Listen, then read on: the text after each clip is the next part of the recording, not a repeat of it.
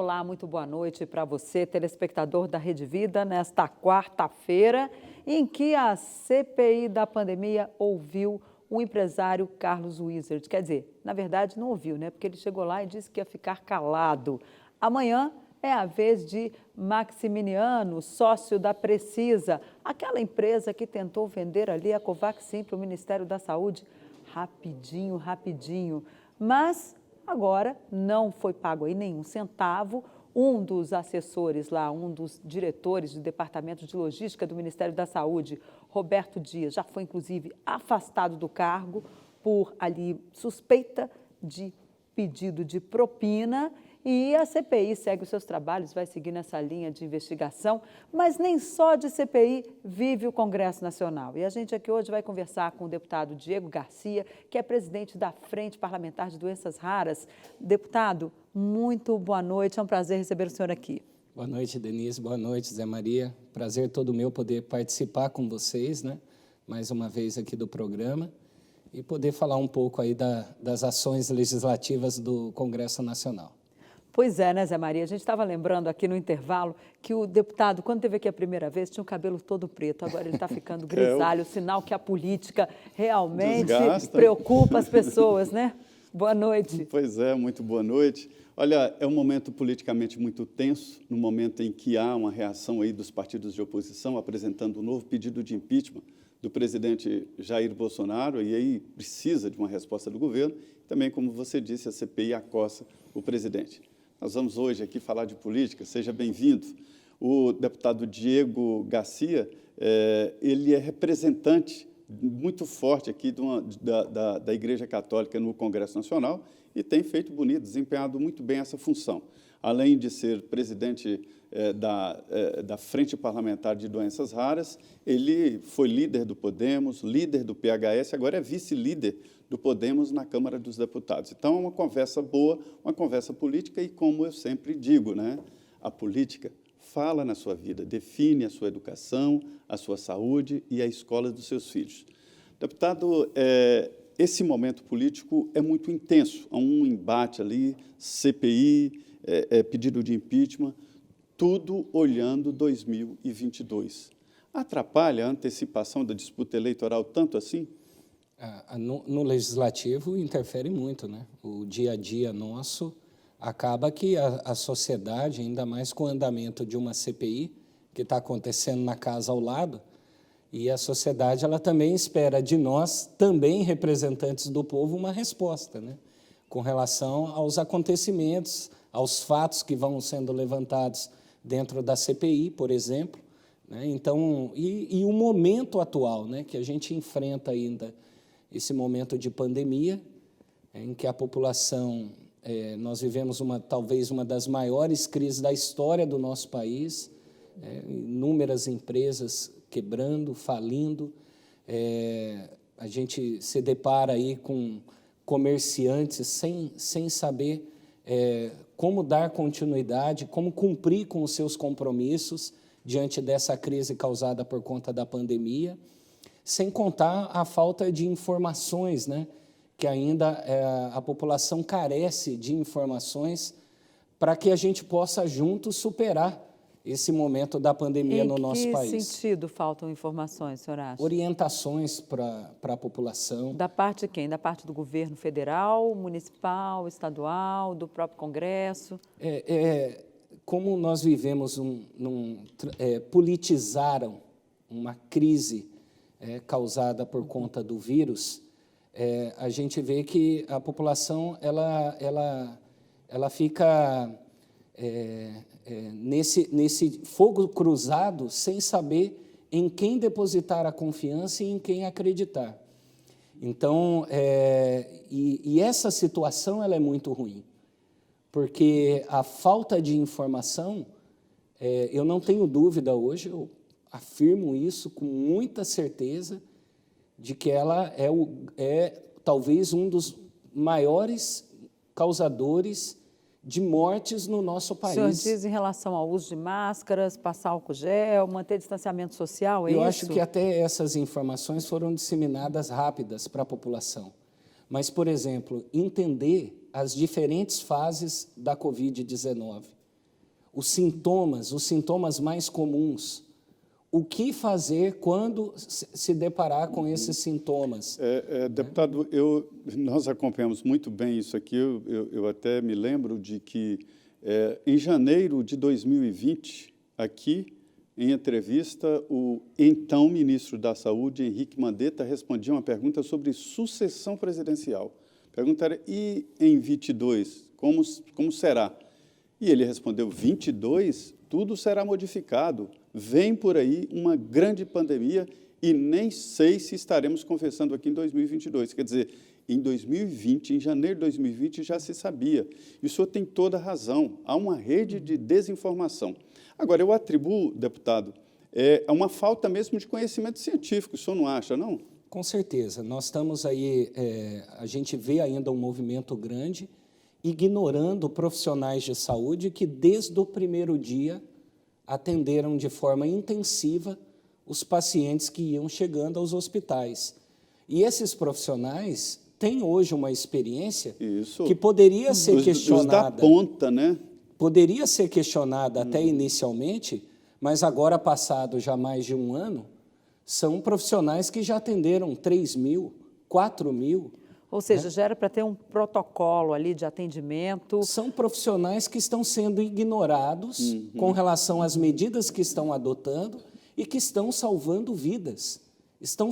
Esses profissionais estão salvando a vida de milhares de pessoas. E acho até que eles sabem mais da pandemia do que essas pessoas que falam o dia a dia na televisão, pregando coisas aí que nem sabem direito. Viu? Com certeza, nós temos visto alguns profissionais. Lá no Paraná nós temos o doutor Laércio Abraão Seconello, da cidade de Londrina.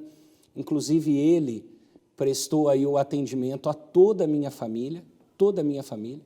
Toda a minha família foi salva, exceto o meu pai, que foi ao médico no primeiro dia de sintomas, e o médico disse a ele que ele não tinha nada, orientou ele a voltar para casa e sequer fazer o exame para ter a confirmação. Então, meu pai, ele não teve orientação alguma.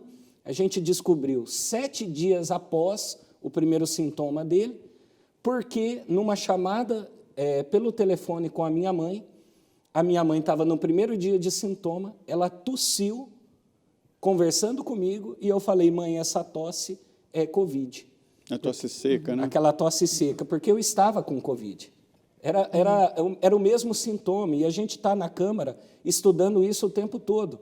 Então, eu pedi para que ela chamasse o meu pai.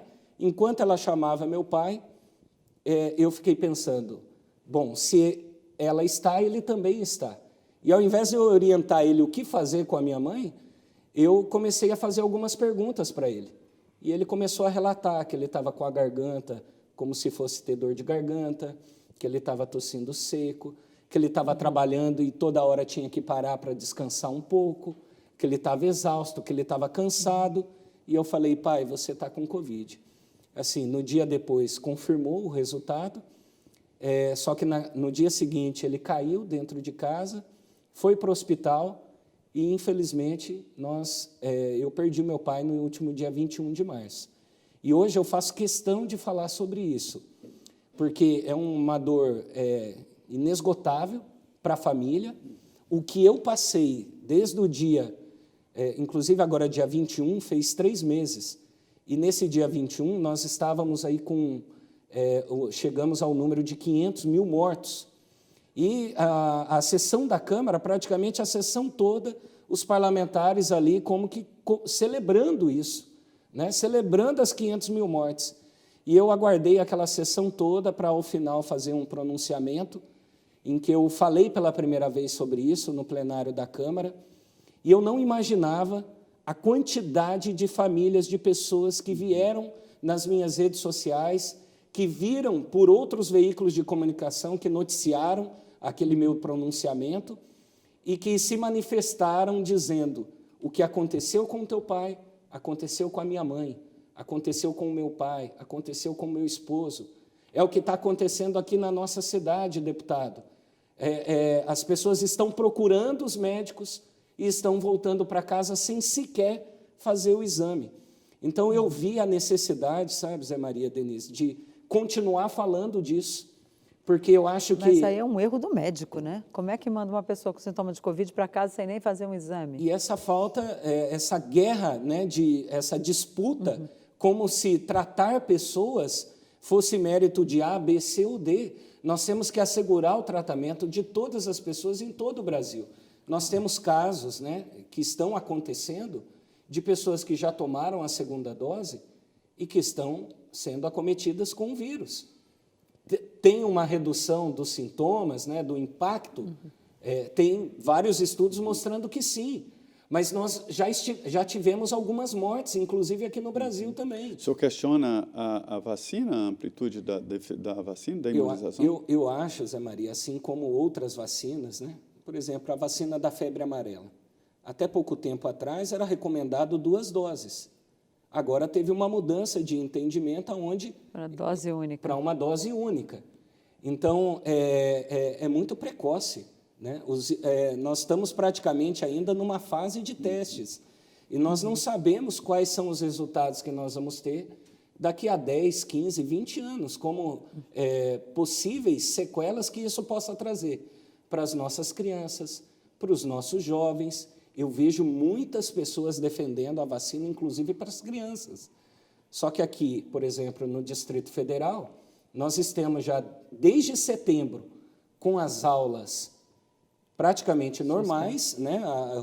Retornaram aí as atividades escolares e nós não tivemos aí nenhum crescimento no número de casos envolvendo crianças em situação grave de internação. Bom, deputado, agora nessa questão das escolas, as escolas estão no abre e fecha, porque as escolas voltam, aí aparece um caso na sala, fecha, manda aquelas crianças para casa, faz a aula virtual ali, né, remota, e depois aí passa os 15 dias daquela criança que teve lá, que testou positivo, aí volta todo mundo para a escola de novo.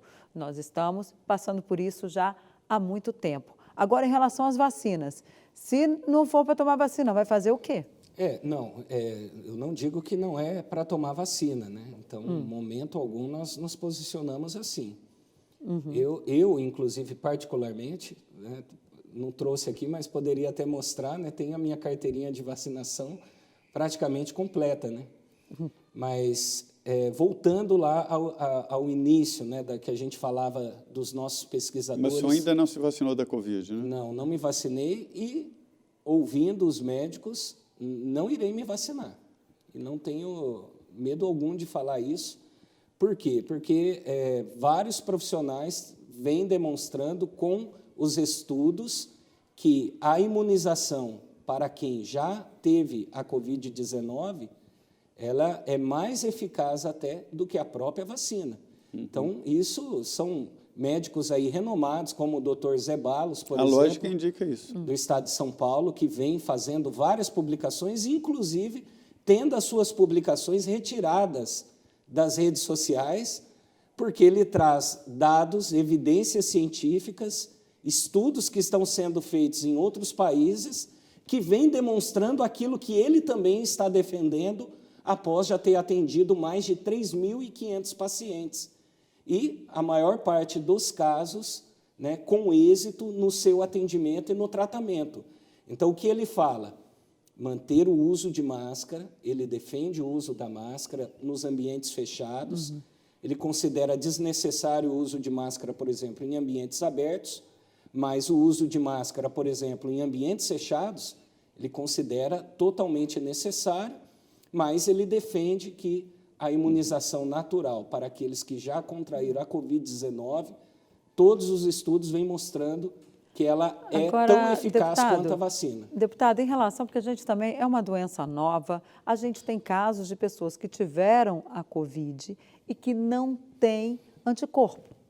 Essa pessoa aí não vai tomar vacina? Eu digo para você que está nos assistindo, eu tive Covid e eu tomei a vacina. Já tomei a primeira dose da vacina e vou tomar a segunda.